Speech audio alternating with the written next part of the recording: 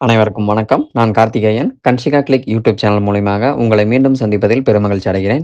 இன்னைக்கு நம்ம பார்க்கக்கூடிய வீடியோ ஷார்ட் பதிவு என்னன்னு பார்த்தீங்க அப்படின்னா, வெள்ளிக்கிழமை அதாவது 19/9/2025 வெள்ளிக்கிழமை அன்று வரக்கூடிய சுக்கிர பிரதோஷம் பற்றி பார்க்க போறோம். இதுவரைக்கும் நம்ம சேனல நீங்க சப்ஸ்கிரைப் பண்ணல அப்படின்னா சப்ஸ்கிரைப் பண்ணிக்கோங்க, லைக் பண்ணுங்க, ஷேர் பண்ணுங்க.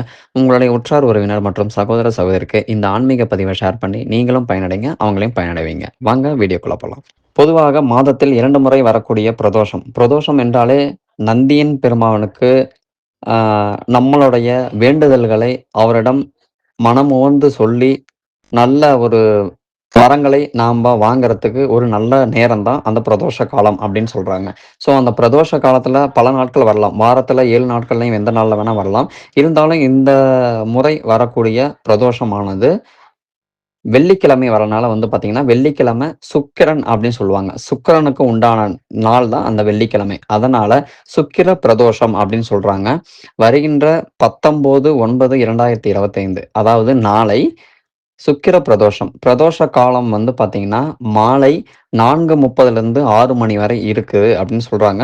ஒரு சில சிவன் கோயில்ல வந்து பார்த்தீங்கன்னா, 7 மணி வரைக்கும் கூட வந்து தொடர்ந்து பண்றாங்க. ஸோ மறக்காம எல்லாரும் வந்து பார்த்தீங்கன்னா, சிவபெருமானுக்கு ஒரு வில்வ இலை அர்ச்சனை கொண்டு போய் சமர்ப்பித்து, உங்களுடைய வேண்டுதல்கள நீங்க சொல்லுங்க.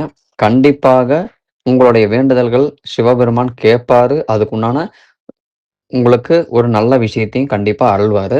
அதனால பிரதோஷ காலத்த யாரும் மிஸ் பண்ண வேண்டாம். கண்டிப்பாக போய் பாருங்க.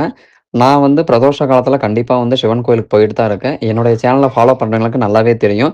நான் கண்டிப்பா வந்து அபிஷேகம் பண்ணும்போது நான் ஒரு லைவ் குடுப்பேன்.